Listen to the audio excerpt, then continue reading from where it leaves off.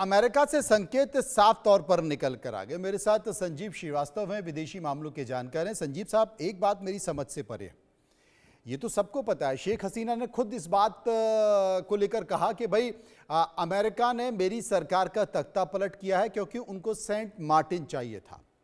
अब अमेरिका में Joe Biden की सरकार जा चुकी है, डोनाल्ड ट्रंप आ चुके हैं।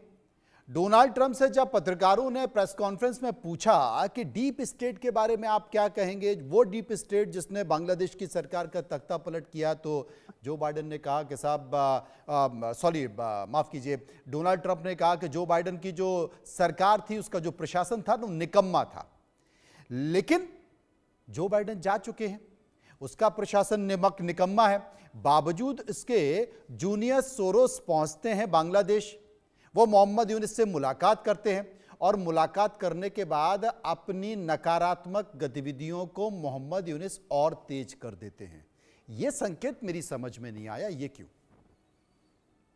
देखिए मनोज जी, इसमें कोई दो राय नहीं है कि बाइडेन प्रशासन के दौरान जो यूनाइटेड स्टेट्स ऑफ अमेरिका के डीप स्टेट एलिमेंट्स थे, उन्होंने एक गहरी साजिश के तहत सरकार को अपदस्थ कर दिया।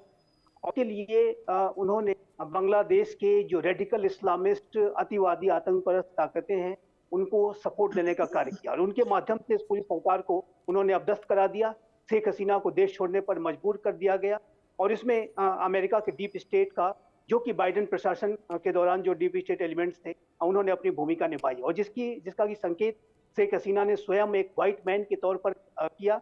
और हम सभी वो व्हाइट मैन का नाम जानते भी हैं कि वो जाहिर है कि वो डोनाल्ड ट्रंप की तरफ इशारा कर रही थी। और इस तरीके के अनेक डीप स्टेट एलिमेंट्स जो अमेरिका की ब्यूरोक्रेसी में, एस्टेब्लिशमेंट में हो सकते हैं कि जिन्होंने कि इस तरीके की पूरी साजिश को रचा और वहाँ पे उसकी जो खुफिया एजेंसी है उसके जो एलिमेंट्स हो सकते हैं। लेकिन अब अमेरिका में सत्ता बदल चुकी है और डोनाल्ड ट्रंप का जो पूरा अप्रोच है वो डीप स्टेट एलिमेंट्स के ही खिलाफ है। उन्होंने डोज जैसा डिपार्टमेंट ऑफ गवर्नमेंट इफिशिएंसी बनाया है, जिसको कि एक visionary leader Elon Musk lead कर रहे हैं और वो डीप स्टेट को लगातार टारगेट करने का भी काम उन्होंने शुरू कर दिया है। और जैसा कि आपने जिक्र किया कि जब डोनाल्ड ट्रंप से बांग्लादेश के संदर्भ में सवाल पूछे गए तो हमारे प्रधानमंत्री श्री नरेंद्र मोदी वहां मौजूद थे, बगल में बैठे हुए थे और उन्होंने सारी जो जिम्मेदारी है उन्होंने भारत के ऊपर सौंप दी, जिसको कि जैसा कि बोरा सर ने कहा, मैं बिल्कुल उनसे सहमत हूँ। बहुत इंसाइटफुली उन्होंने बताया कि हमें जो ये लाइंस है उनके रीड बिटवीन द लाइंस का जो हम कहते हैं उसको समझना चाहिए।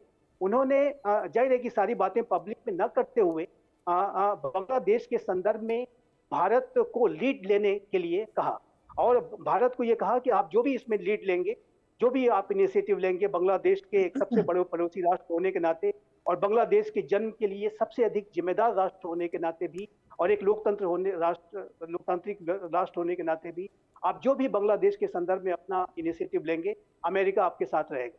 और जाहिर है कि संदर्भ में दोनों ही राष्ट्रों के बीच में जो डेलीगेशन लेवल की वार्ताएं हुई और जो 1-to-1 प्राइम मिनिस्टर मोदी और प्रेसिडेंट ट्रंप के बीच में हुआ, उसमें अवश्य मेरे असेसमेंट के मुताबिक गहरी चर्चा हुई है। और मेरा ऐसा मानना है कि आने वाले समय में United states of America, Bharat जैसी शक्ति के नेतृत्व में जो भी बांग्लादेश में कट्टरपंथियों पर लगाम लगाने के लिए कार्रवाई की आवश्यकता है, उस दिशा में कार्य किया जाएगा। और बांग्लादेश की जो इकोनॉमिक डिपेंडेंसीज हैं वो भारत पे बहुत ज़्यादा है। 90% तक उनका जो बॉर्डर है वो भारत से जुड़ता है। ऐसे में ये जो बांग्लादेश के जो रेडिकल इस्लामिस्ट अतिवादी आतंकवादी ताकतें हैं, इनको लगाम लगाने की दिशा में भारत बड़ी से बड़ी कार्रवाई कर सकता है, बड़ी से बड़ी कार्रवाई कर सकता है, वो साफ तौर पर दिखाई दे रहा है। लेकिन भारत का अभी तक उस तरीके का नजरिया नहीं दिखाई दिया है, क्योंकि विदेश मंत्री ने चाइना के मामले में बहुत पहले एक स्टेटमेंट दिया था। उन्होंने कहा था कि विदेश नीति के मामले में धैर्य बहुत ज़रूरी है और जब आप धैर्य रखते हैं तो उसके परिणाम बेहद सुखद नज़र आते हैं। तब जबकि बॉर्डर को लेकर तमाम कलेश हो रहा था। यहाँ पर बोरा साहब हैं, मैं उनसे एक चीज़ पूछना चाहता हूँ। बोरा साहब, अमूमन ये कहा जाता है कि अमेरिका में चेहरे भले ही बदल जाएं पर अमेरिका की विदेश नीति नहीं बदलती है। विदेश नीति वो यूं ही चलती रहती है। कहीं ऐसा तो नहीं, क्योंकि ऐसा कोई सख्त संदेश तो अब तक दिया नहीं है मोहम्मद यूनिस को, और मोहम्मद यूनिस की जो दिन ब दिन गतिविधियां हैं वो लगातार तेज होती जा रही हैं।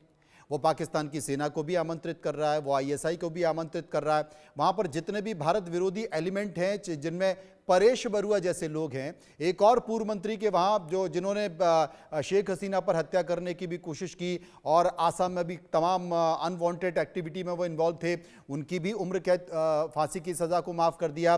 परेश बरुआ की सज़ा को भी माफ़ कर दिया। परेश बरुआ भारत के नज़दीक जितने भी बॉर्डर हैं वहाँ पर अपने उग्रवादी कैंप स्थापित कर रहा है। तो लगातार मोहम्मद यूनिस भारत के खिलाफ संकेत दे रहे हैं और सख्त संदेश दे रहे हैं। यहां तक कि ढाका की ऑर्डिनेंस फैक्ट्री में वो पाकिस्तान की आईएसआई, पाकिस्तान के सेना को इन्वॉल्व कर रहे हैं। तो ये मेरी समझ में नहीं आ रहा, कहीं ऐसा तो नहीं कि विदेश नीति के तहत डोनाल्ड साहब भी, ट्रंप साहब भी दिखावा कर रहे हो या खेल रहे हो, जैसा कि अक्सर कूटनीति में होता है। आपने बहुत अहम प्रश्न पूछा है, उसका जवाब अभी मैंने श्रीवास्तव साहब की बात सुनी है, जनरल साहब की बात, ये बड़ा स्पष्ट है सर जी। डिप्लोमेसी में ये जो इस समय व्यक्ति बैठा हुआ है वॉशिंगटन में, ये एक आर्सनिस्ट है, जियोपॉलिटिकल आर्सनिस्ट। उसकी 3 प्रायोरिटी क्या? नंबर 1 इजराइल है, नंबर 2 यूक्रेन रूस है, नंबर 3 चाइना है। अरे इंडियन ओशन और बांग्लादेश के अमृतसर के छोले खाने, उसके वो ये सब नहीं करेगा। He wants to get out, वो ज्यादा इन्वॉल्वमेंट नहीं चाहता है। तो इसलिए उसने कहा है कि भारत आप इसको संभालो। उसने इजराइल से कहा है कि आप गाजा को संभालो, और उस रूस से कह रहा है आप यूक्रेन को संभालो। सर आप समझिएगा कि उसकी पॉलिसी क्या है। He is not interested in the Indian ocean अभी। अब ये जो कह रहे हैं कि सेंट मार्टिन आइलैंड नहीं दिया था इसीलिए मेरे को हटा दिया, अब वो कहती हैं चलिए हमने मान लिया है। लेकिन ये जो है बेवकूफ, ये जो बुढ़ा वहां पे बैठा हुआ है, उसको ये समझ नहीं आता। चंगेज खान ने कहा था घोड़े की पीठ पर बैठकर किसी देश को काबू करना तो आसान है, लेकिन उतर के हुकूमत करना बहुत मुश्किल होता है। अभी उतर के हुकूमत करने लगा जिसको पता नहीं, फौज इसकी नहीं सुनती, पुलिस इसकी नहीं सुनती, लोग इसके नहीं सुनते, ये बैठ के बस माछेर झोल खाता है जहां पे ये बैठा हुआ है। ये तो हिलरी क्लिंटन का खनसामा होता था, वहां पे सीखा था।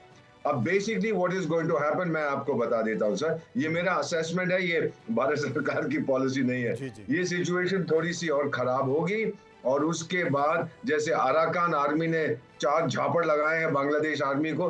अराकान लोग कितने हैं? दे आर बुद्धिस्ट, और वो इस्लाम से नफरत करते हैं। सर मैं तो जानता हूं उन लोगों को, उन्होंने पूरा बॉर्डर पे वो लोग पहुंचे हुए हैं। सो मेरा मानना ये है कि बहुत कम समय में तख्ता पलट होगा ढाका में। अच्छा, क्योंकि ये इलेक्शन नहीं कराना चाहता, ये जानता है कि मेरे को मैं जीतूंगा नहीं। और फिर जो शहजादा बैठा हुआ है शेख, वो मैडम खलीदा का बेटा लंदन में, वो चाहता है कि भाई इलेक्शन करो, मुझे वहां का राष्ट्रपति बनना है, प्रधानमंत्री बनना है। ये बुढ़ा नहीं करने देगा, ये कहेगा 100 साल तक तो मैं रहूंगा, क्योंकि इलेक्शन हुई तो ये आउट हो गया। अब इन दोनों के बीच में टकराव होगा। अवामी लीग शेख हसीना की पार्टिसिपेट करेगी, भारत का रोल रहेगा, अमेरिका कहेगा जो करना है करो यार, इस बेवकूफ को बाहर निकालो, मेरे हवाले करो। फाइनली सर, अगर हमने कुछ इंटरनेशनल लेवल पे किया, फिर crimes against humanity, Shri Mohammad Yusuf Khan साहब, आप पहुंच जाएंगे इंटरनेशनल क्रिमिनल कोर्ट कि आपने जेनोसाइड, रिलीजियस जेनोसाइड को प्रोत्साहित किया। आप समझ नहीं पाते इन चीजों को, मेरे पास आइए, मैं तो चाणक्य की संतान हूं, आपको कूटनीति समझा दूंगा।